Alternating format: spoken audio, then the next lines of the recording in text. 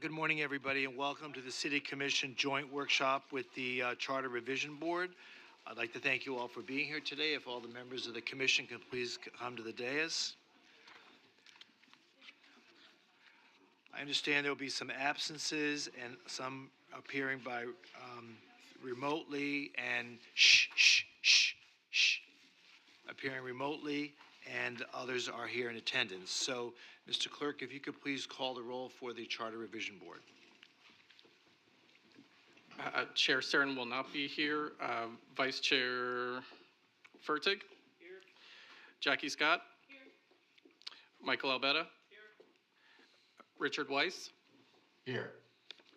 And for the commission, Commissioner Herbst? Present. Vice Mayor Glassman? Here. Commissioner Beasley Pittman? Here. Commissioner Sturman? Present. Mayor Trentalis? Here. Thank you so much. So we have a quorum on both the advisory board as well as the commission, so I want to thank you all for being here today. Anthony, do you want to give us a heads up as to where we are now in the process? Sure. Is that the clicker?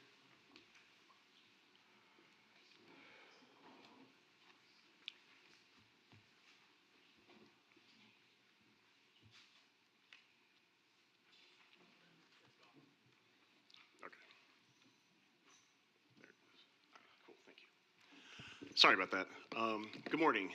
Anthony Fajardo, Assistant City Manager. Mayor and Vice Mayor and Commission, we put together a presentation to kind of walk us through some of the history behind the Charter Revision Board, as well as some of the current efforts.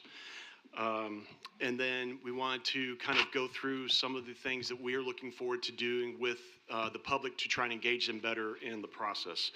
So I thought it was important for the people that are watching, if they haven't been exposed to the charter language before. I know that everyone on the dais and probably a lot of people in the room know what it is, but a charter is basically a legal document that establishes a municipality's organization, powers, functions, and essential procedures. So it's a very important document for a municipal government to be able to function under its own power. Our charter currently states the city of Fort Lauderdale is hereby created, which shall have all governmental, corporate, and proprietary powers to enable it to conduct municipal government, perform municipal functions, and render municipal services, and may exercise any power for municipal purposes except as otherwise provided by law. The document itself is a very large, complicated document. There are 91 sections organized under 11 articles. So looking at one section will often cause you to look at another section to make sure that those cross-references are still correct and you're not moving the needle on one section without taking into consideration how it impacts other articles in the document. So just to kind of recap a little bit of the previous efforts that were done as far as outreach. Don't know what happened to my screen, so I'll look up here. Basically, the Charter Review Board is a public meeting. Everyone from the public is welcome to attend.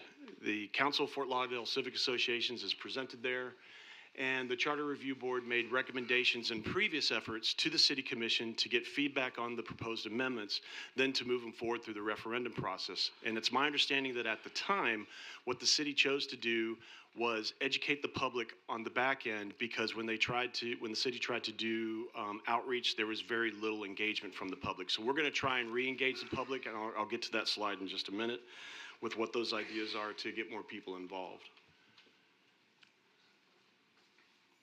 So the current charter efforts were picked up again in February of 2023, with the last meeting being held October 2018. The meetings include representation from the charter officers, the city manager's office, the attorney, the auditor, and the clerk, as well as members of the Council of Fort Lauderdale Civic Associations. And then we also have guest speakers depending on the topic being discussed, so that we can get some expertise on the analysis. Again, the meetings are open to the public and can be viewed on the city's YouTube channel. There was a memo that was sent by the City Attorney's Office in February of 2023 that recommended 5 sections be looked at, section 3.03, 3.12, 4.06, 7.16, 10.03, as well as all of Article 8, which consists of another 21 sections. So just in that memo, there would have been 26 sections that were under recommendation from the City Attorney's Office. In May of 2024 of this year, the Charter Review did provide some recommendations to the City Commission, which consisted of 14 sections of amendments, with the intent that additional review and analysis would happen and come back to the City Commission for further amendment recommendations. There's a comparison chart in your backup. I believe it's Exhibit 3, and these next couple slides just kind of go through that comparison, because I wanted to make sure, yes, that's it. I wanted to make sure that everyone understood that while they didn't get to every one of the items that were in that memo, they did do some of them, right? So you can see here in Article 3, they did a total of 8 sections, and there were 3, so they got to 2 out of the ones that were recommended by the City Commission. By the City Attorney's Office. Article 4, they did section 4.05. Article 4.06 was what was recommended in the memo. Article 6, 6.06 was recommended in the memo. However, the Charter Revision Board didn't get to that section just yet. Same with section 7.16 from Article 7. And then in Article 8, the Charter Review Board reviewed 5 sections, 8.01, 8.02, 8.04, and 8.09, and 8.21. The remaining section in Article 10 has not been reviewed by the Charter Review Board as well. But again, we are looking for some guidance in this conversation so that we can circle back around and restart those meetings to have those analysis done and provided to the City Commission under recommendation.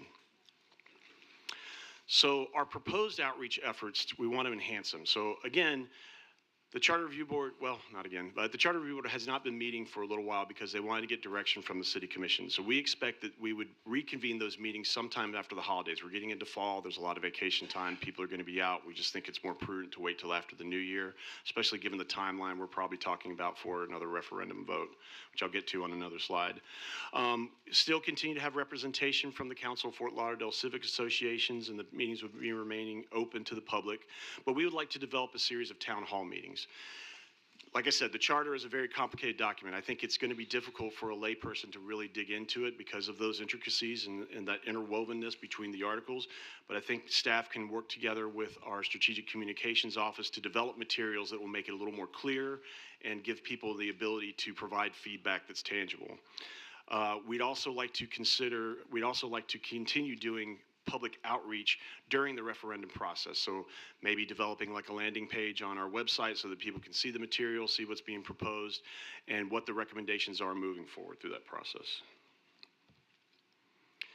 So, as I said, the referendum timeline, we're looking at November 2026. The City Commission could ask to hold a special referendum, but there are costs associated with that.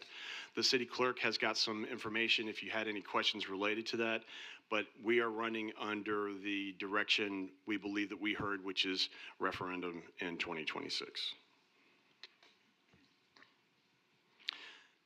So that brings us to the point where we're asking the City Commission for direction on how they'd like us to move forward. We're trying to get clear direction on if there's any other topics in the charter that you think that they should specifically focus on, or should it be a soup to nuts approach, which we probably have time for, and then any kind of feedback you might have on the public outreach efforts that we would like to put in place moving forward from this point. Okay. So is that, does that complete your presentation this morning? That concludes the presentation, yes. Okay. All right. So why don't we go across the dais, and I would ask, we'll start with Commissioner Herbst in District 1. Do you have any comments or responses you'd like to make with regard to this presentation? Thank you, Mayor. So I've had extensive conversations with my appointee to the board, and what we talked about during this last go-around was that there were several hot-button issues that we thought it needed to be addressed. We were hoping that obviously it would be on the ballot for this particular election to resolve some of those issues, and didn't make it. So I think the approach that he would favor, given his background and expertise in actually drafting city charters, is to really take a comprehensive look at the totality of the charter and just kind of work our way through, look at the various sections in it, just walk through the entirety of it and see if there are other things that we need to clean up. The only caveat to that is that we know if we present a very long laundry list to the residents, the likelihood of anything passing starts to diminish rapidly as time goes on. So while I like that idea, it will also probably be prudent to trim that down when we get to the end to those things that we think are critical and necessary in order to improve the governance and operations of the city, as opposed to those things which are merely clerical, ministerial in nature. So I encourage a complete look at the totality of it, but I also want to make sure that we are focusing on those couple of key issues which we asked them to look at last time and continue to move forward with those.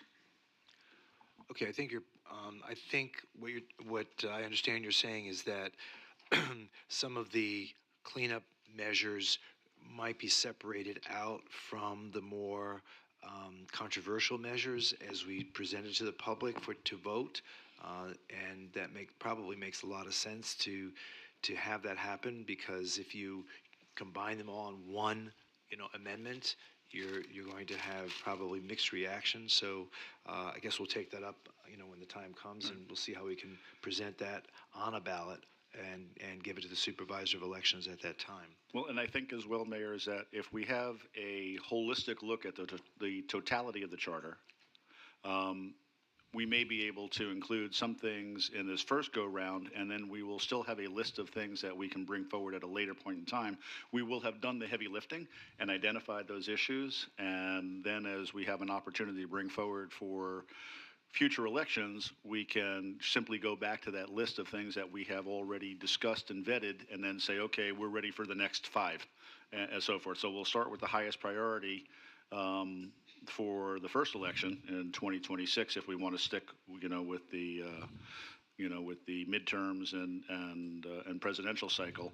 But then when we get to the next one, we'll be able to go ahead and pull out that next 5 and work our way down through to the point where we eventually, have done our best to clean up the entire charter.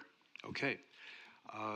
Commissioner Beasley Pittman, do you have any comments? Yes, good morning, and thank you, Anthony, for bringing this and presenting it for us. I have more of a couple questions than comments right now. In regards to the referendum, the timeline, special referendum versus the next election cycle, what does that cost so the public would understand what that looks like in dollars? Yes, I think the city clerk can better respond to that. A lot of money.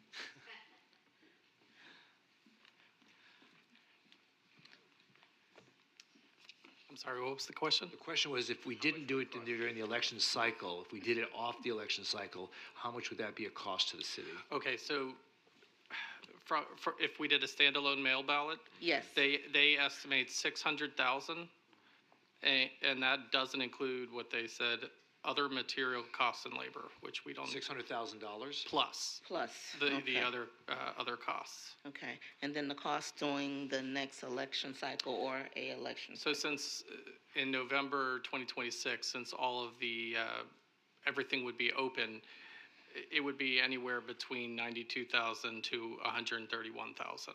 Okay, and I asked that question because I think it's important for us, all of us, the neighbors, to understand why we would, in a sense, if it may seem to be delayed, and why we're taking another, 2 years to look at this. But this would also be an opportunity to be cost efficient in a way, okay? The other question that I have, if we could remind the public regarding the Council of Fort Lauderdale Civic Association, the representation that's there, who is all included with that, if we can get that defined for our neighbors overall. So the council, well, for the purposes of anyone watching who may not have heard of the Council of Fort Lauderdale Civic Association is made up of civic associations within the city of Fort Lauderdale with representation from each one of them as a way of getting them together to discuss anything involved with the city. So they were put together, I believe, about 10 years ago, maybe longer. Much longer? Longer than Yeah, that, it goes yes. way back. Sorry about Yeah, that. I was a member of that like 25 years ago. It's been around for a while. Oh, I didn't realize it'd been that long. Okay. So I need to go look at my history a little bit better. Anyway, so the council has representation there. I know Mary has been there, Jim Concanon has been there, and I think, Bill, you're there, but you're not really representing the council. I think you're representing CB, Central, but he is a board member. So, and then the idea is that will keep that open line of communication with the majority of the homeowners associations, Okay. and allow them to converse back and forth with us on what they're hearing from their bodies and give that information to the board to consider during their analysis. Okay, and I asked that question because I want to, we had a discussion before, and it was a question about how the information is shared, and wanting all the neighbors to know that there is an opportunity. There is our council that is attending, they bring information back, and we need to be involved in that overall. So I want to just bring that point out. The other thing, I'm actually gleaming from someone else's suggestion. I don't want to take credit for it, but I think moving forward, when we're in this process, that we should have like a quarterly report saying what has been discussed, what has been accomplished, or where we may even be in a stalemate where we can't move forward. But that quarterly report, I do believe, is a good idea, and we should adopt it, and that way we'll all know what's going on. Okay, so that's all the comments I have at this point. Okay, thank you. Vice Mayor? Yes, thank you, Mayor. Anthony, thanks again for this work product. I really appreciate it. So I'm going through everything, my notes from the last time when we met with the Charter Revision Board. And what I think is really important is, number one, I love the fact that we're doing much more public outreach, and it should be in a central location so everyone can participate and get there. And I think that that's really going to be very key to moving forward. I'm not in favor of spending $600,000 plus to do a special off-year election. I think that it needs to be during November 2026.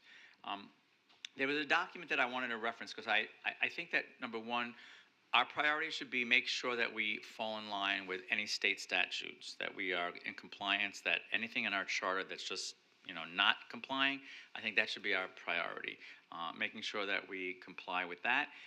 And then I think that we do a little bit more of a deep dive. And we did have those, you gave us the background information from the February 22nd memo from Dwayne, which has a list of items. I think those should be addressed for sure, because most of them were not. And then I also, there's a great little document that was sent to us by Paul Bengal back on Tuesday, May 14th, 2024. And attached there is a list that came out of that city attorney's office. I think this is a really good list. I don't know if it was in our backup? I don't think it was. I didn't provide that as part of the backup. Yeah, no. I think it should be. I think everyone needs to take a look at that on this dais, because that's a really good document. Most of these are missing. If you go through, I only saw a few that were included, but that really does, I think, a good deep dive. I see at least 1, 2, 3, 4, 5, 6, 7, 8 items that came out of the city attorney's office, and most of them were not included. I think only 2 of the 8 were included in the initial report that we got from Charter Revision. So I think that that's really important to go through that. I think if we do that, again, coming into compliance with state statutes, looking at the items that originally Dwayne sent, your list and Paul's list, I think that we have more than enough to do there. And again, I'm trying to think if it really makes sense, but I don't even know if it's possible. Are we actually able to just have one item on a ballot and then everything is incorporated in there, and then it would be up to us to actually educate everybody in terms of a yes/no vote and every item, or do they all have to be broken out into individual items? I believe they have to be broken out. Paul and Tom, I'm not sure if that's something you could respond to. They'd have to be separate ballot items. You can't do one comprehensive thing. If you have an issue for, like a mayor, citywide, that's a ballot question. So each article, each item has to be its own, each section of the charter has to be broken out into its own vote, yes or no? If we can combine topics that are related and meet the 75-word limit, that's possible to condense them. Okay, because I'm going back now and I'm thinking about the great educational campaign that the city conducted with a lot of partners in the city for the police bond and also the parks bond. That was a great educational effort that went into every neighborhood. I know that I participated in many of those in my district. That was great outreach. And I think that really helped us get that over the top. I think we got like 60% or more for those 2 bonds for the police headquarters and the parks. So I think that's a great template, but we had a lot of help from all of the local organizations that did that as well. Obviously, I don't know how much you can put on one ballot, and I don't want to confuse people, and I certainly would like to make sure that we don't take down really good items that are important if we're just adding so many that it's overwhelming. But I guess those are things that we have to figure out. That's all. Yeah, that's really at the end of the process. We'll figure that out. Yeah. Okay. Okay, but thank you, Mayor. That's it for me. Okay. And just, if I could just real quick, I mean, the vice chair's here and they can definitely speak for themselves, but when you look at the backup material for the portions of the charter that they recommended for amendments, they were aligning it with state statutes. So I think that's the intent behind the board, and that's the way they've been moving forward. As well as getting to those other sections is very difficult because, again, the charter is so intertwined, and you have to have a lot of discussion over if you're changing 3.03, what does that do to 8.12, that type of thing. So it takes a lot of effort to get through that document. Understood. Thank you. And thank you to the Charter Revision Board for your work. Thank you. Okay, Commissioner Sherman. I like Commissioner Herbst's sentiment there that certain things are more time sensitive than others. I think one of the simple things that I wished we would have gotten on for this ballot, which is a low-hanging fruit, would have been the cleanup of the election cycle. what happened 2 years ago when we were being elected and the faults in the charter regarding that. That being said, the next election cycle for us isn't going to be until 4 years from now, so waiting 2 years is not going to affect that. Other time-sensitive things is public lands and giving away public, with parks and public lands, P3s, the lease license. I mean, those sort of things, I think, are relatively urgent. Other things pie in the sky, like Mr. Mayor, you had brought up, not that we would do that, but just the discussion as a whole, whether we want to have a strong mayor type of government, that could easily wait. There's no urgency with that whatsoever. That might not ever even come to fruition. At this time, I would like to recognize the vice chair, if you could Well, come up. I'll let me conduct the meeting. I'm just asking for your comments. No, I would like to- I'll get to them in just a moment. I want a report from them. Okay. So just complete your comments and then we'll get to the committee. Okay, no. Can I finish my sentence? Okay. I would like to recognize the vice chair and thank you and your committee for all the work you have done, and looking forward to your report. So I want to thank you and the members of your committee for the hard work and vital work for the city. Thank you very much, everybody. And that concludes my report. Okay, thank you. So I too want to thank all of you on the committee for all the work that you all have done in these past couple of years. There were quite a few meetings that I attended, and some of which produced results and some recommendations, some of which did not. But there were a few things that I had hoped that the committee would have reviewed. Had we had this workshop together 2 years ago, we might have seen a little bit more fruitful results. And so I really hope that this next go-around will be able to focus on some other concrete measures. I read the backup today, for today, about the some of the ideas of referendum, initiative, public lands, and so forth, many of which have important aspects of it that I think the community should vote on. But there's some other things that I would like to see that we do. And first of all, engaging in a more proactive outreach to the community. So I appreciate your bringing that up.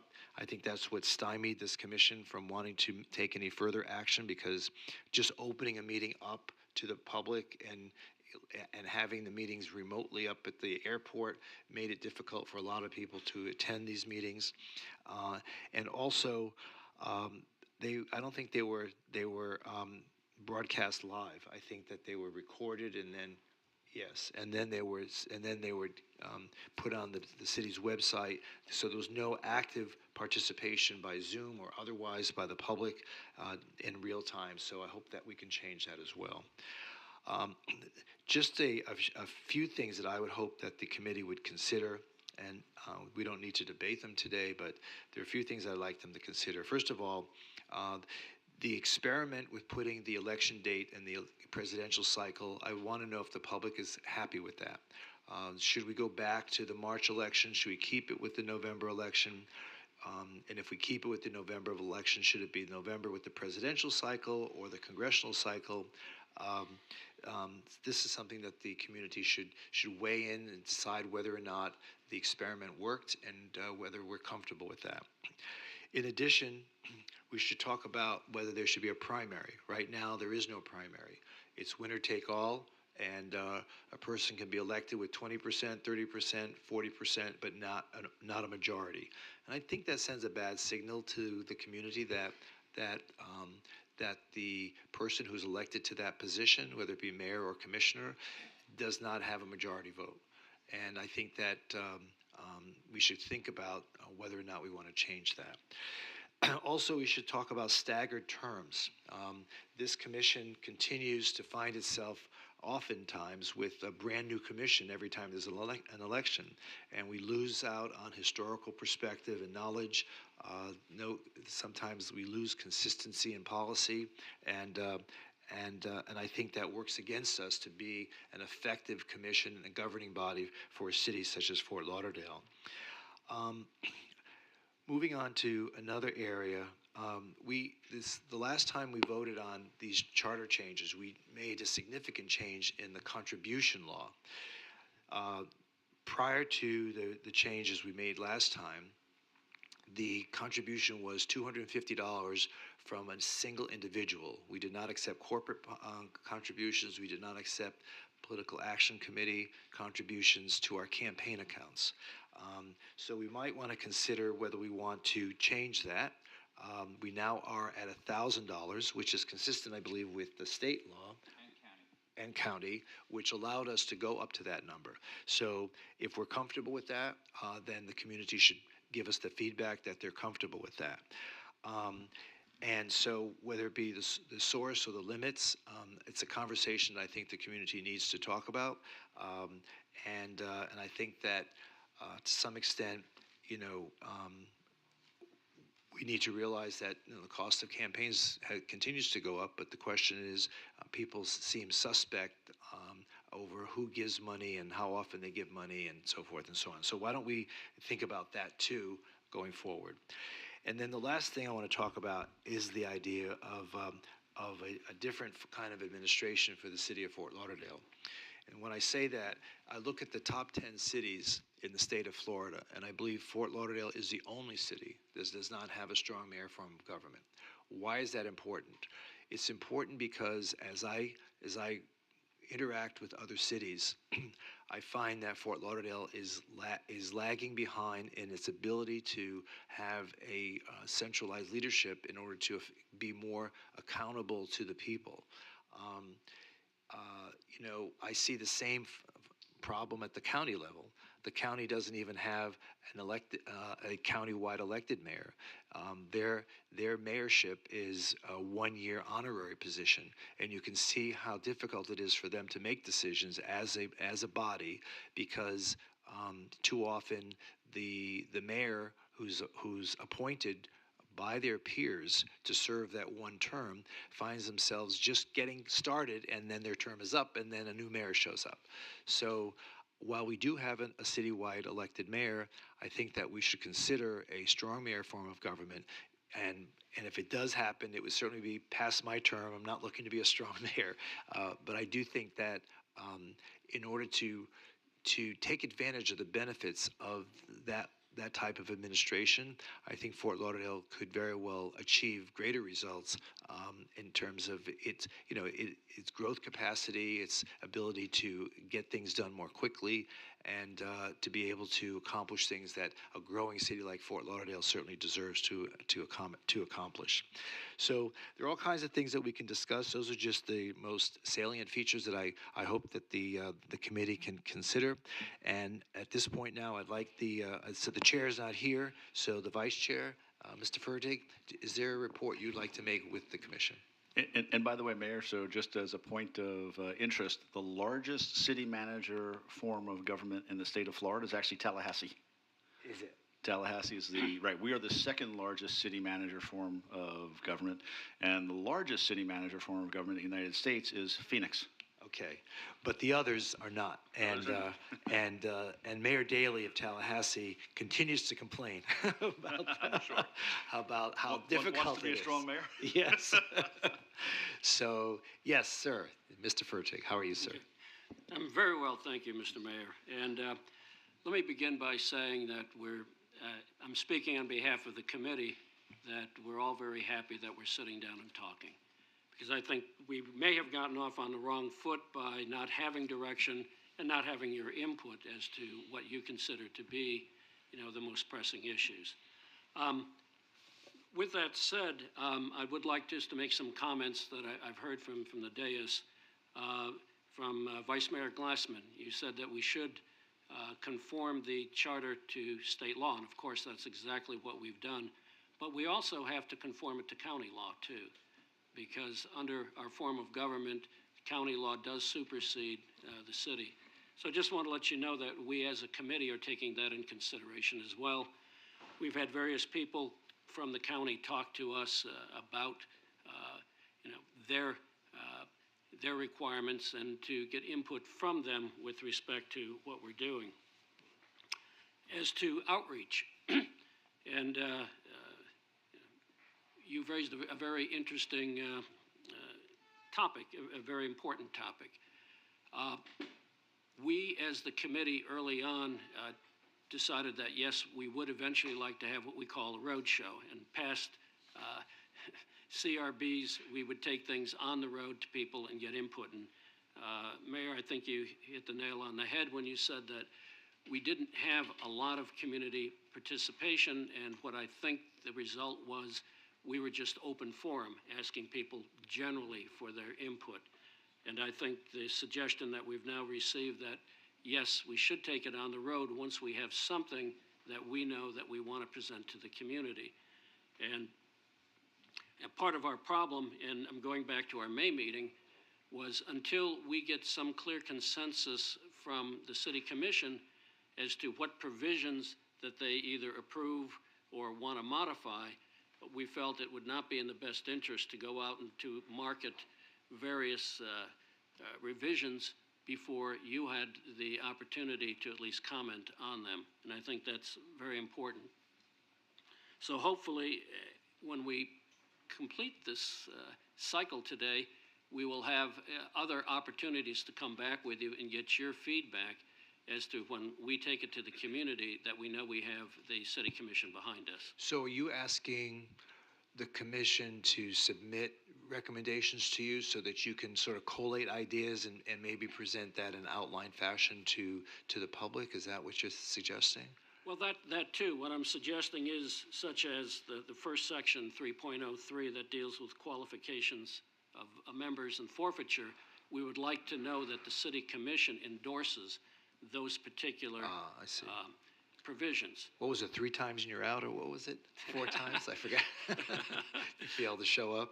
Yes, but to go to your point, and I think it's an excellent point, and you've raised some very interesting and I think important considerations, for not only the charter review, but as you said, to get feedback from the citizens as to the timing of the elections, whether we want to have a primary or not, staggered terms, the contributions, campaign contributions, it's strong mayor versus city manager form of government. And those are excellent topics. And that's the type of feedback that I think we as the committee need to receive from you so we know what direction that we're going to head in. Richard Weiss, who's attending today by Zoom, he was a proponent in the beginning of just going through Article 1 and then proceeding through. And as we started thinking about that, we said, well, we could be mired down in Article 1 for forever. Richard, you're here. Do you want to comment on that? I guess Richard's. That was the approach that I initially had suggested. The committee came up with a list of priorities that it thought that we should address first, so that's what we went with. My comment more generally is the sequence of how the City Commission wants us to handle this, which is, do you want us to go out to the public and see what they say about the charter, or do you want to give us a list of things that you want us to speak with the citizens about? If it's the second, then you really need to give us a list, because everybody, somebody needs to, formally tell us, go speak to, because we've heard different things from different commissioners, and there's really a very wide variety of things that we could discuss with the public. So my suggestion would be that there be a specific list of things that if you want us to do it that way, as opposed to a comprehensive review of the charter, that's fine. But I think you need to be very specific with us as to the things you want us to discuss. Okay. Thank you, Richard. I hope you're enjoying wherever you're at. And anyone else from the advisory board that wants to make any comments today? Jackie, Thank you. you want to come up to the podium? Sure.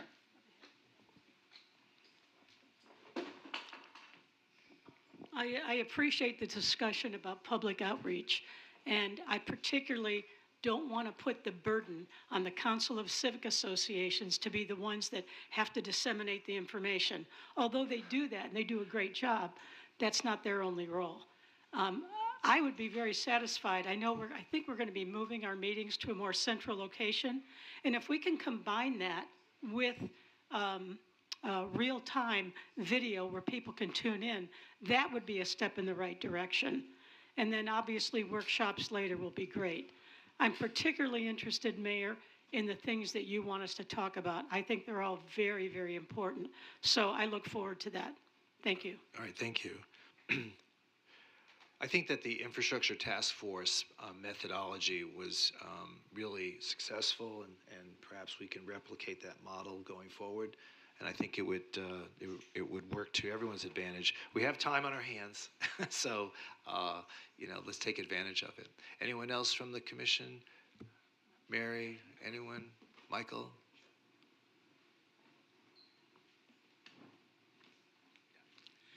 Mr. Mayor and members of the commission, I'd like to embellish on the topic Vice Mayor Glassman brought out.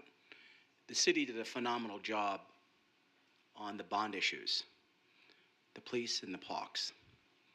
If we just mimic that and take that forward and work with neighborhood support, you take that home.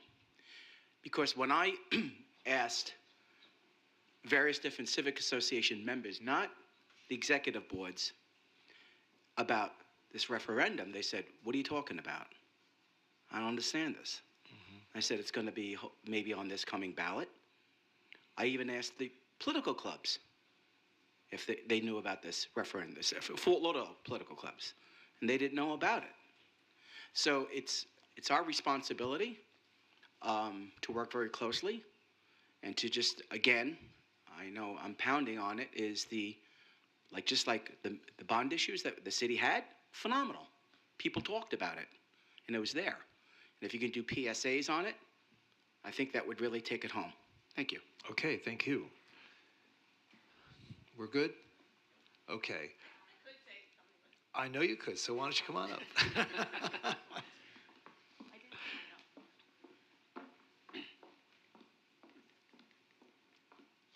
Good afternoon, Mayor, Commissioners, Vice Mayor. Mary Peliquin, President of the Council of Fort Lauderdale Civic Associations. I just want to comment a little bit about how the council could help. We did have a presentation on all the changes, and because I had gone to all the meetings, I had an understanding of what they are. Because I've gone to the meetings, I'm married to a lawyer, my son's a lawyer. Every father-in-law I've ever had has been a lawyer. So, I know What's what Thanksgiving they dinner mean. like for you? Well, I'll elaborate on that another time. But, that's just not true of everybody. And I think sometimes when a change is agreed upon, however that is, be it the committee, the Charter Revision Board, but, you have to agree with the changes. I think little pieces at a time is a good idea. And rather than 20 of them, because quite frankly, people go to sleep. They're like, I don't know what they're talking about.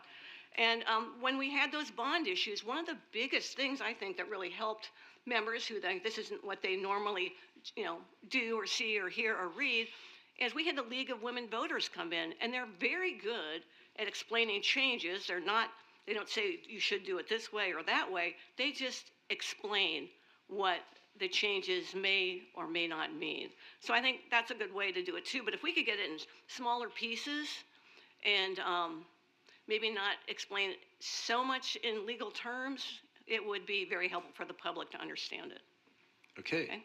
Thank you. Okay, Anthony, is there any further comments you'd like to make today?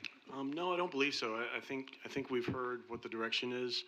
What I'd probably suggest we do is maybe at a conference meeting, have a discussion about what those topics are after we communicate that to the board members and have a discussion there. That way you can be more engaged at the beginning of the restart of this process, and then maybe those quarterly updates that we can provide to you as we move along before we have another joint workshop. Okay, great. So I would invite any member of the commission to do just that, to submit any topics that you feel that the advisory board should consider and put out to the public.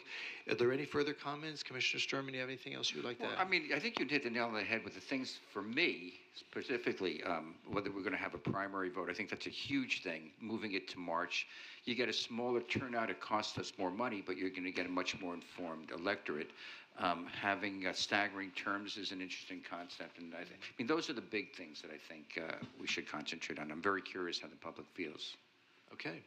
Anything further? Commissioner Herbst, Paisley Pittman, Vice Mayor, you're good? Mayor? Yes. Oh, Mayor, Tom. Couple observations that Paul Bangel brought to my attention. Yes. Since 2012, Broward County's been under a special act as far as municipalities that have general elections in November of even-numbered years shall not have primaries for such elections. So that confines no primaries in a year like this year. You could not have them because That's a county rule? that's a state law. State law. State law. But for the county has For them. Broward County. But Broward County has primaries. Only for cities. Wait, but Broward County has primaries. But this is for municipal elections in the county. 2012 special act for all cities in Broward County. All right, so Including unless we did it in March, we're not allowed to have a primary if In we an do it in even year. November. But is that for even years in November, or just even years in general? I mean, if we stagger them every 3 years, if it falls on an even year, does that? If you have a general election in November. Oh, November. Have an even year. of an It even prohibits year, us from having a primary. You may not have a primary. Can you Who help came up with explain, that Tom? rule? It's 12 years ago. So I Tom, can't- if you could help explain, or maybe we can work on that through the folks that we have lobbying for us in Tallahassee. So for instance, in August, we saw judge races, judicial races, and we saw school board races. And if people did not get majority vote, they are now in the November 5th election cycle. So how do they do that, and we cannot do that? And what would we have to do to maybe do that? Maybe we would have that, if we think it's wise to do that. Why are we not able to follow that template where those folks have a primary in August and then general election in November 5th when we'd have it, if they didn't reach 50%? Why can't we follow that? This special act covers municipal elections in Broward All County. he's doing is reciting. No, the I know, law. but that's Yeah. about 12, 13 years old now, right? Or Well, maybe we 12 can years work old. with our. Well, maybe we should work through the Florida League of Yes, Cities. maybe. And perhaps see what kind of response we get from the other Right. cities and see what they have to say. Because I'd like to know what the justification is for those judicial races and those school board races to be able to do it in an election year, an even-numbered election year, and we're not. I mean, there has to be some sort of consistency, or there has to be something that we can emulate. No? Well, we should first see what the reasoning behind Right. it was. Of course. Yeah, okay. Just bringing it up. All right. Secondly, Mr. Mayor. Yes, sir. You had mentioned changing the contributions, and that was done some years ago. That can be done by ordinance.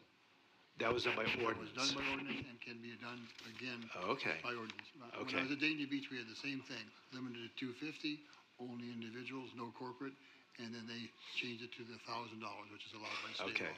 And it might be also very interesting to see the breakdown of the 31 municipalities in Broward County, what their maximum contributions are, and if businesses are allowed to contribute. That might be interesting, because I know that the justification when we did it, when did we do that, 2018? We did it in 2018. 2018, when we did that, we said, why aren't we just conforming to what the county and the state allows? And As I recall, there was a case in the west coast of Florida that limited to 250, and a circuit judge upheld it. Other people thought, this is a good idea, let's do it for us as well. That's what we had done it in Dania Beach. A number of cities did it, as you did.